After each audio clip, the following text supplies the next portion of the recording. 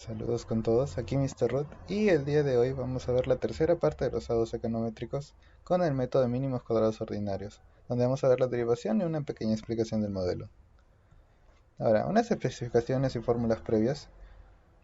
Primero, suponiendo que y es igual a x a la n, la derivada de y respecto de x es, primero bajamos el exponente n por x a la n menos 1. Si fuera x al cubo, sería 3 por x a la 3 menos 1, 2, quedando 3 al cuadrado. Luego, suponiendo que y es igual a f de x, esta es la regla de la cadena. Si queremos derivar y respecto de x, primero tenemos que derivar y respecto de la función de x, o sea, tomando la función como un x solo, y luego lo de adentro, derivada de la función de x respecto de x. Luego, estas son fórmulas matriciales.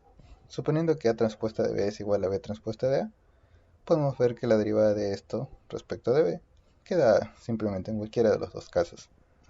Mientras que derivada de b transpuesta a b, recordemos que b transpuesta de b es la sumatoria de los elementos de b al cuadrado, va a quedar simplemente como 2ab, o lo mismo que b transpuesta de a, solo cuando a es simétrica. Respecto a las fórmulas sumatorias, como recordamos antes vimos que a era igual a 3, 5 y 7 en el video pasado, pero ahora a es un número constante. Entonces, la sumatoria de n veces a es igual a más a más a, n por a. Y la derivada de esa sumatoria respecto de a es simplemente n, ¿no? Quitamos el a, queda el n.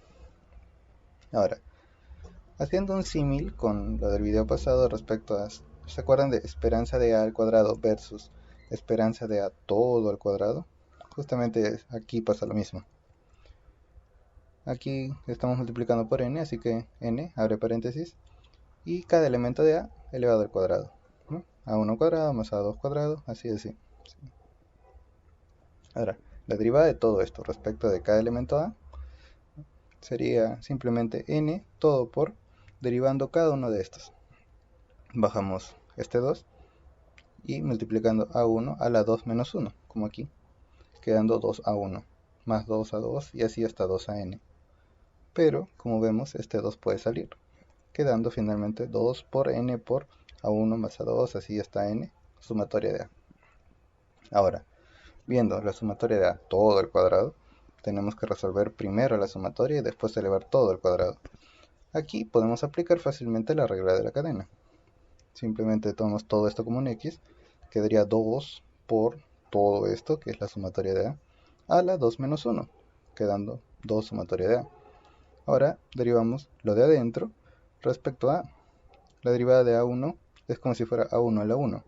Bajamos el 1 por a1 a la 0, quedando 1 por 1, 1. 1 más 1 así n veces, queda acomodando 2n sumatoria de a.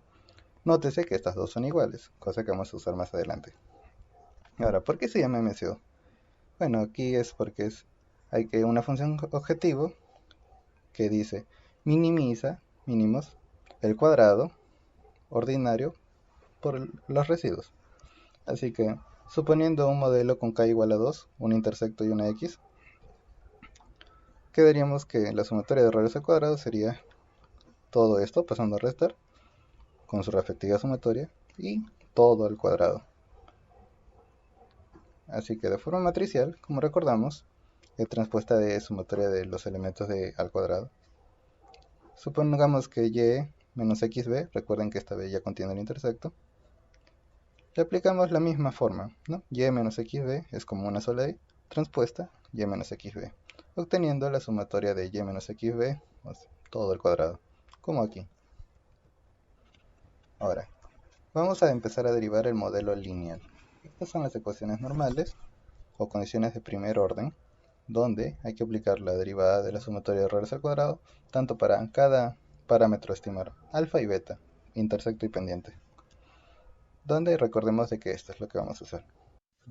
Ahora, como recordamos, todo esto es una sola x, así que bajando y derivando respecto a alfa, todo esto baja como 2 por todo esto a la 1, ¿no?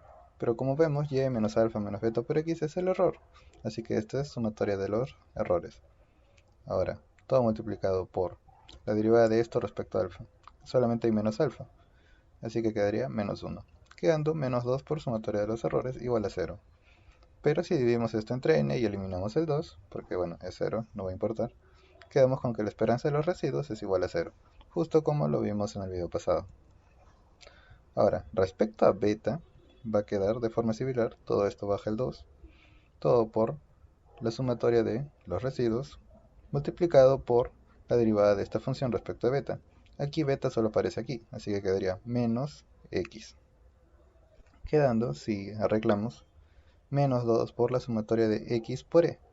Y si aplicamos la fórmula de varianzas y covarianzas que vimos en el video pasado de forma similar, nos quedamos con que la esperanza de x1 por este residuo va a ser igual a la covarianza de x1 con el residuo igual a 0. Ustedes ya lo pueden comprobar. Respecto a las condiciones de segundo orden, acá quiero aclarar de que ya está bien. Conseguimos de que igualando a 0 obtenemos alfa y beta, pero tenemos que asegurarnos de que esto es un mínimo, y esto es con el signo de una matriz. Y el signo de la matriz se obtiene con la hessiana. Pero antes de hablar de la hessiana tenemos que calcular esto de acá. Esto se lee como derivada de los residuos, segunda derivada de los residuos al cuadrado, puesto que primero se derivó alfa y después se volvió a derivar alfa. Aquí primero se derivó alfa y después se derivó beta. Va de derecha a izquierda.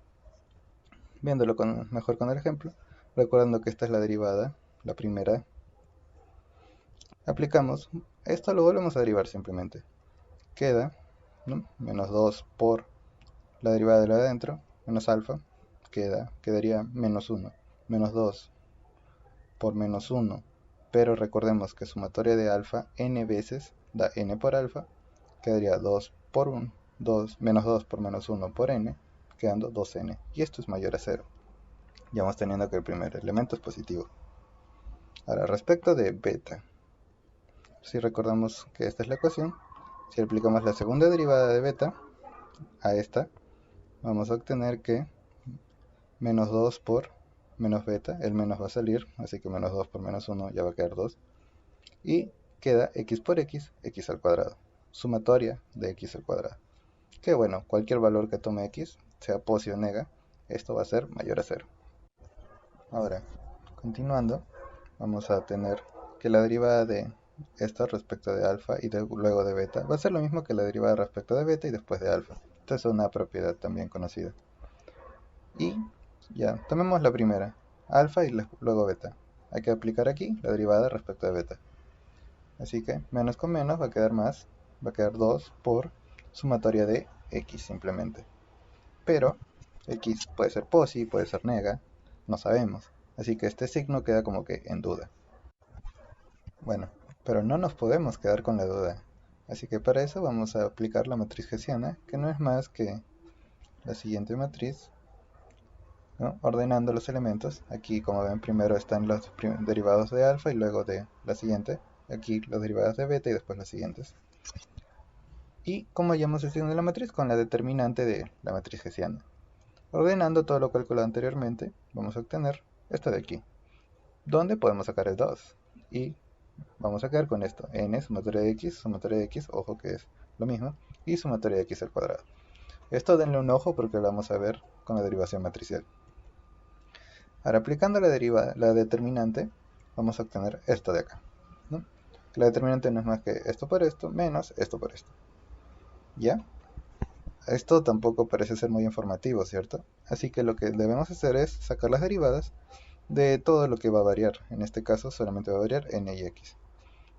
Pero ya lo vimos anteriormente, ¿no? En vez de a, pónganle x. Y vamos a tener que derivada de la determinante respecto de x va a ser 2n sumatoria de x menos 2n sumatoria de x, porque estas dos varían de la misma forma, y va a dar 0. Así que respecto a x no va a haber ningún problema con el signo. Ahora, respecto a n, acá no hay n, esto es 0. Va a ser n por sumatoria de x al cuadrado, sumatoria de x al cuadrado. Y como sabemos, cualquier número al cuadrado va a ser positivo. Así que esto es estrictamente positivo dado que n sea un número mayor a 0. Puesto que cuando la primera derivada es igual a 0 y la segunda es positiva, encontramos un mínimo. Caso contrario, si hubiera sido menor a 0, hubiéramos encontrado un máximo. Pero bueno, entonces sabemos de que alfa y beta minimizan la sumatoria de los errores al cuadrado. Ahora, aplicando ya las dos ecuaciones de primer orden encontradas anteriormente, simplemente hay que resolverlas, ¿no? Sumatoria de y va a ser igual a n por alfa, porque es sumatoria de alfa, más beta por sumatoria de x. Beta sale porque es constante. Dividiendo entre n, vamos a obtener que la esperanza de y es igual a alfa más beta por la esperanza de x. Esta es la esperanza de y condicionada por x. Y bueno, ya reemplazando, vamos a obtener que alfa de MCO va a ser igual a esto de acá, con este beta. Así que primero hay que hallar beta. Usando la segunda ecuación normal y reemplazando alfa que encontramos aquí, vamos a despejar beta y vamos a obtener lo siguiente. Donde, si volvemos a aplicar una división, pero ahora entre n al cuadrado, esto va a ser igual a covarianza de x1, y entre varianza de x1. Ojo que n al cuadrado se dividió a ambos lados, tanto al numerador como al denominador. Y listo, ya encontramos por fin, después de una derivación larga, el alfa y beta que minimizan la sumatoria de errores al cuadrado. Ahora, respecto a la derivación matricial, recordemos de que teníamos esta función de acá. Y que multiplicando, recuerden siempre, empezamos de derecha a izquierda a multiplicar en matrices. Vamos con y transpuesta de y. Vamos después con, ahora este con este, b transpuesta x transpuesta por y, menos y transpuesta xb, menos por menos más, b transpuesta xb. Así es como se resuelve. Ahora, derivando esto respecto de b, vamos a obtener que, a ver, aquí no hay b, 0. Aquí esto con esto son iguales por lo expuesto anteriormente, así que podemos coger cualquiera de los dos. En este caso yo voy a poner que, como este es menos 2 veces x transpuesta de y, con su respectiva b, se va el b y queda menos 2x transpuesta de y. Más, recuerden, b transpuesta de b es como b al cuadrado, baja ese 2 por la matriz de acá, x transpuesta de x, que es como el a, que pueden revisar en la primera fórmula dictada, con el b. Bueno, esta es la de primer orden. Ahora, la de segundo orden, simplemente hay que derivar respecto de b otra vez. Y, bueno, acá no hay b, así que 0. Y acá está la b, así que quedaría 2x transpuesta de x. Que esto es estrictamente positivo. Así que, ojo, esta es la hessiana, ¿no? Y por ende, si hacemos un símil con lo visto anteriormente, veremos que x transpuesta de x es n, sumatoria de x y sumatoria de x al cuadrado. Y justo también van a tener este mismo 2. Solo tendrían que volver a ver la diapositiva. Y listo. Despejando la primera ecuación normal, tenemos que b del MCO es igual a x transpuesta de x a la menos 1, porque pasó a dividir, por x transpuesta de y, ¿no? Y esto va a ser el alfa MCO y el beta MCO. Nótese de que digo x transpuesta de y, tienen que recordar, esto es una multiplicación, esta es una covarianza, ¿no? Covarianza de xy entre, este es x transpuesta de x, esta es la varianza. Covarianza de xy entre varianza de y. Es un método para poder acordarme. Bueno, ahora sí, después de la derivación larga, okay, vamos a ver el fun fact, que es de siempre. El MCO estima una función lineal en los parámetros, ojo. Las independientes, o sea las x, pueden estar al cuadrado, al cubo, a la 4, a la raíz cuadrada, no importa. El modelo va a seguir siendo lineal, no confundir. Ahora, no importa el orden en que se pongan las observaciones. Es decir, primero puede estar A, luego B, luego C, como también puede estar C, B, A o A, C, B. No importa el orden, ojo, porque el beta calculado va a seguir siendo el mismo. Ahora, una pregunta abierta. ¿Pasa esto en series de tiempo? Eso lo veremos en otro video. Ahora, dale el valor de 0 a la esperanza de x, como lo vimos anteriormente, y se obtendrá la esperanza de y dado x igual a 0. Esto significa que alfa es la esperanza de y condicionada a x. Ahora, con esto, quiero que se note que también, que sin intersecto no se garantiza que la esperanza de los residuos es igual a 0. Revisen la primera ecuación normal y hagan el supuesto de que no existe alfa.